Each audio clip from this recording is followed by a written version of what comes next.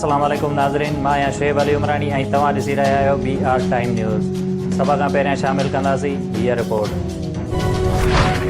सिंध हुकूमत ॿेहराड़ीअ जो डोमिसाइल रखंदड़ सरकारी मुलाज़िमनि बाबति नेब जे ख़त खे गैरक़ानूनी करार ॾेई छॾियो। नेब चेयरमैन खां मामले जी जांच कराइण जो मुतालिबो सूबाई वज़ीर नासिर शाह ऐं मुर्तज़ा वहाब चयो त नेब जो कमु मुक़ररियूं ऐं बदिलियूं करणु नाहे हूंदो। सरकारी मुलाज़िमनि बाबति नेब जो ख़त गैरक़ानूनी आहे जंहिंजी मुज़ाहिमत करियूं था। नेब चेयरमैन ॿुधाए त ख़त जारी करण वक़्तु उनखे एतमाद में वरितो वियो या उनखे ॿुधाइण खां सवाइ जारी थियो। बिलावल हाउस जो बहरिया टाउन वारे मामले सां को बि वास्तो नाहे। जेकॾहिं बिलावल हाउस जो बहरिया टाउन ते शेल्टर हुजे हा त न FIR थिए हा न ई गिरफ़्तारियूं। सूबाई वज़ीर नासिर शाह चयो आहे त बहरिया टाउन जी हद सुप्रीम कोर्ट तय कई आहे। वज़ीर आज़म इमरान ख़ान जी सदारत हेठि हुकूमती अॻुवाणनि जो अहम इजलास। शहबाज़ शरीफ़ जी परॾेह रवानगी बाबति अदालती फ़ैसिले ते मुशावरत। ज़रियनि मूजिबि शहज़ाद अकबर पारां शहबाज़ शरीफ़ वारे मामले ते वज़ीर आज़म खे ब्रीफिंग ॾिनी वई। शहबाज़ शरीफ़ जे परॾेह रवानगी रोकण लाइ क़ानूनी रुख़ुन जो जाइज़ो वरितो वियो। वज़ीर आज़म सऊदीअ जे दौरे बाबति बि हुकूमती अॻुवाणनि खे एतमाद में वरितो।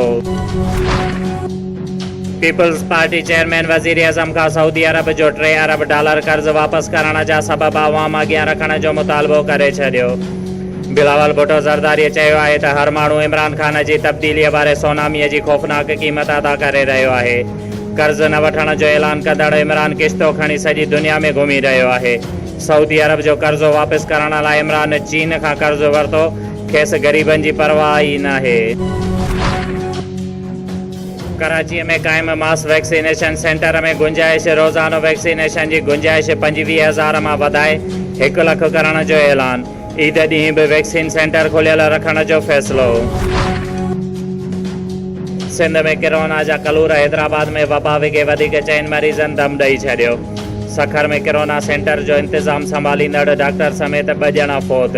हैदराबाद में कोरोना विघे 2 ॼणनि इलाज हेठि ICU सिटी हैदराबाद ऐं 2 ॼणनि जामशोरो जी अस्पताल में दम ॾिनो।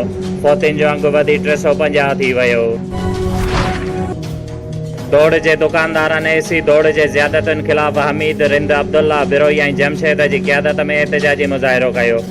जेको शाही बाज़ार खां थींदो प्रेस क्लब पहुतो जिते AC जे ख़िलाफ़ सख़्त नारेबाज़ी कई वई। जंहिं ते उन्हनि जो चवणु हुयो त दौड़ जी मालपिड़ी खुली पई आहे पर उन्हनि खे केरु चवण वारो नाहे। AC सिर्फ़ु असांजा दुकान बंदि कराए रोज़ी करण खां रोके रहियो आहे जॾहिं त सिंध जा कुझु शहर पिणु खुलियल आहिनि। मोरो शहर जे गचेरो रोड ते कुझु ॾींहं अॻु गोली लॻण सबबि क़त्ल थी वियल नौजवान 11 क्लास जो शागिर्द बशीर अहमद लिगारीअ जा क़ातिल गिरफ़्तार न थियण ऐं केस तां हथु खणण लाइ धमकियूं ॾियण वारे अमल ख़िलाफ़ मक़तूल जे वारसनि औरतुनि मासूम ॿारनि मोरो प्रेस क्लब अॻियां एहतजाजी मुज़ाहिरो कयो। जंहिंजी अॻुवाणी मक़तूल जे वालिद बाग़ अली लिगारी अमर हकीमा ज़ाल समीना भेण नबीला ऐं ॿियनि कई। मोरो भरिसां दर्स पुलिस थाणे जी हद ॻोठ सरदार खान लुंड जे रहवासियुनि जी माल जे भेल तां झेड़ो जंहिं सबबि पीउ पुट समेत 3 ॼणा सख़्त ज़ख़्मी। कराची भिटाईआबाद में खीर जे दुकानदार इमरान डोगर सिंध जी सक़ाफ़त अजरक जी गोॾ पाए टिकटॉक ते वीडियो अपलोड करे वायरल कई हुई। जंहिं तां सिंधी नौजवाननि सियासी समाजी अॻुवाननि ऐं सान्यावंदनि में कावड़ जी लहर पखेड़िजी वई। जंहिं मामले तां गुज़िरियल ॾींहुं अजरक जी बेहुरमती कंदड़ नौजवान इमरान डोगर सियासी समाजी अॻुवाननि ऐं क़ौम परस्तनि अॻियां अजरक खे चुमी ॾेई माज़रत कई ऐं चयो त सिंधी क़ौम जी दिलाज़ारी थियण ते माज़रत कयां थो। जेको कुझु थियो उहो ग़लतफ़हमीअ जे बुनियाद ते थियो।